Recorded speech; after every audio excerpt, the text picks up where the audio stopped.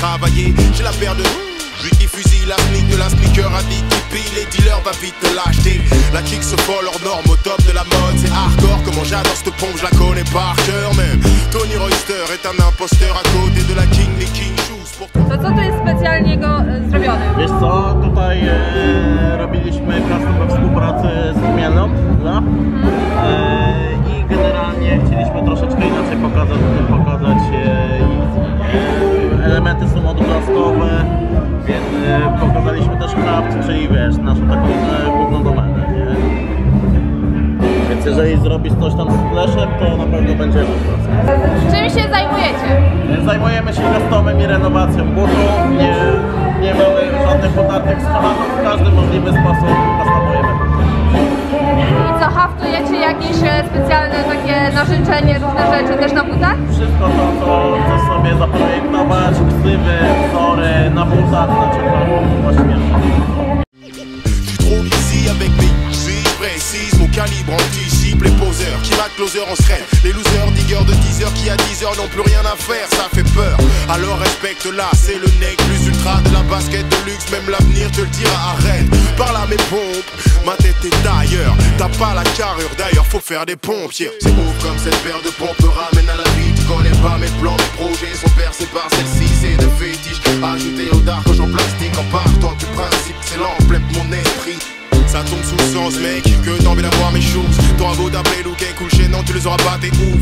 Pourquoi tu pleures frère? Allez viens je te prête mes boots. Spécialement winter noir en dog, spam à les bouffe. Bah ouais j'ai la cote, tout le monde t'aime, regarde même tes potes. C'est pas de bol ton bloc à pote, mais dis-moi ce qui t'a pris des monnayés tes bottes. J'suis pas irritable, sauf si tu me dis que...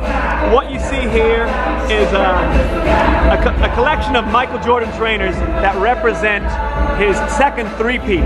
So that was when he won 3 championship years, and it goes from the Jordan 11 all the way up to the Jordan 14. So we're going backwards. We got 14s from 99, 99, We got the 98 playoffs. We've got some Jordan 12s from the 97 playoffs. We've got the infamous 1996 All-Star Columbia. We have the sample of the Columbia. So he didn't play in this ones, but in that one, He yeah? played in this one, in this game. It's these shoes or those shoes. Yeah. And this is a sample of this shoe. And then we're going back to 1985 here, where the Jordan brand and Jordans all started. Oh, wow. Where come from your passion for collecting that?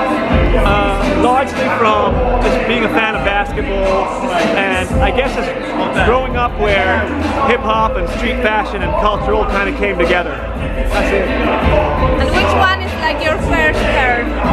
My first pair actually isn't here, but of this bunch, the first one I got was probably this one actually. That one, out of these, this is the first pair out of this set. Yeah. But my very first pair was a 6, a Jordan 6, which isn't displayed here. But I am wearing them. That would be my first model that I got. That's so cool. Okay, so you're gonna have speech in a few minutes, yeah?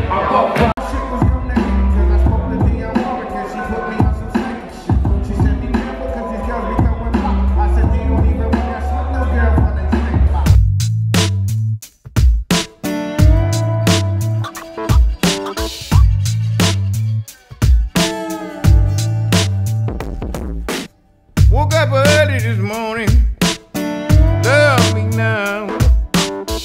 I got out my bed early this morning, just for the rooster crow for day. What we have in front of you, you've got a 1985 Chicago, a TYPS 1 that was made for Michael Jordan.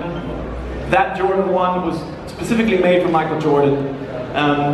The intriguing part about it for me is that one shoe's a 13, one's a 13 and a half, and the reason for that was because he had an injury, and that injury resulted in one of his toes being swollen, so Nike customized it or adjusted the shoes for it so that it was fit for him to use in gameplay.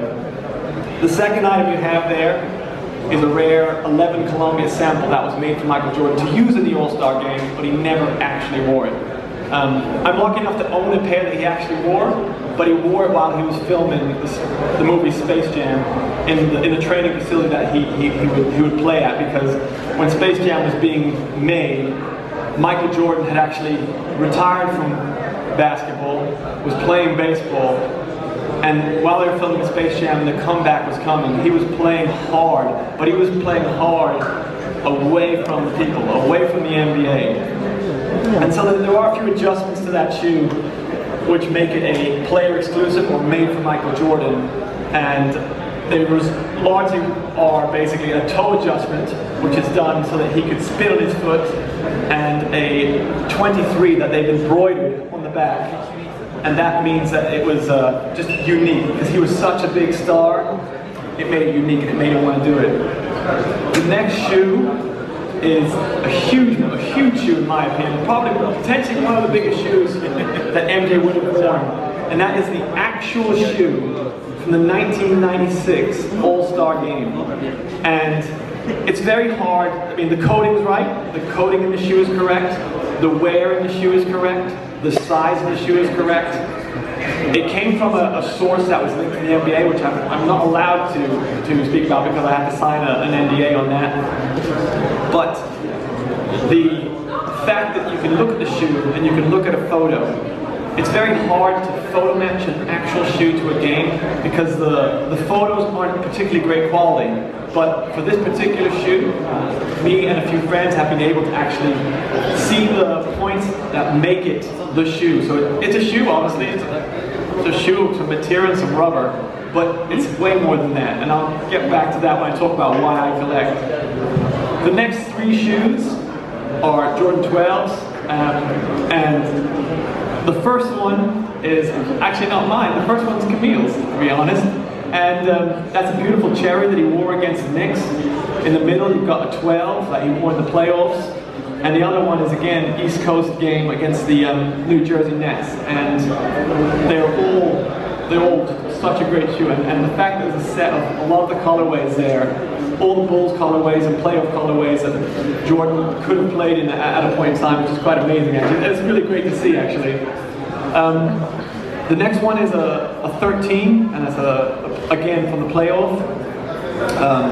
Yeah, one of my favorite shoes. I don't know why. It's one of my favorite shoes, and I hated them when I was growing up. But now that I have this one that he wore, it's grown on me.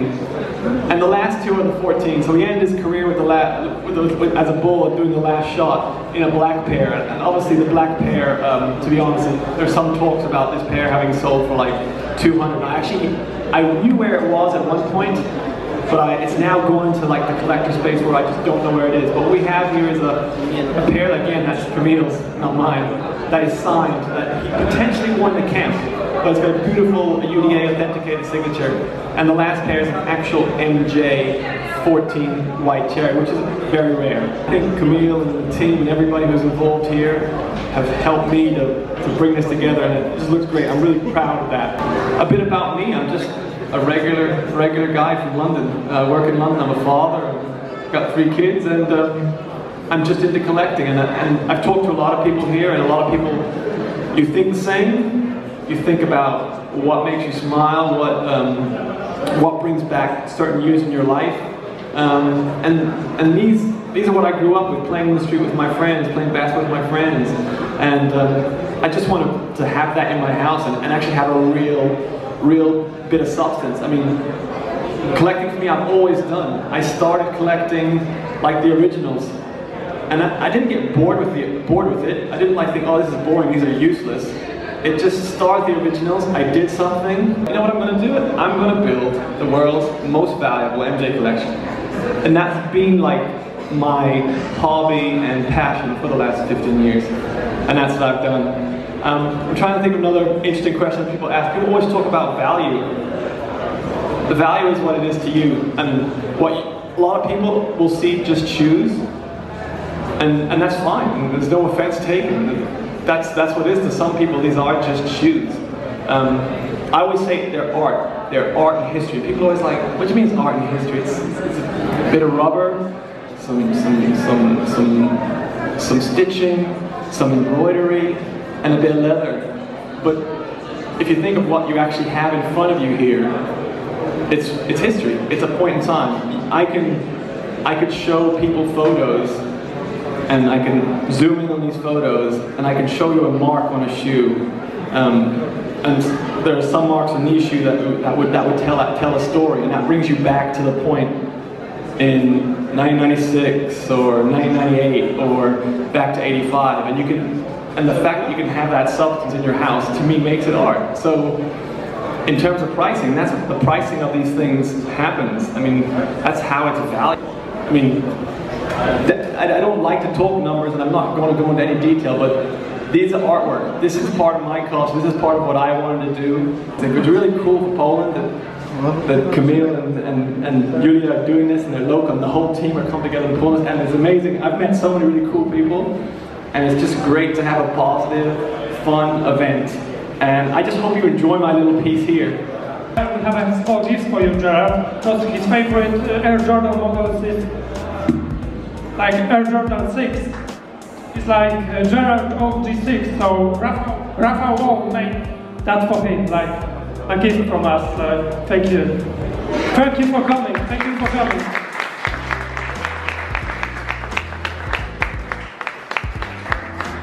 Dziękuję bardzo i życzę udanej zabawy, udanych rozmów i wszystkiego co dobre.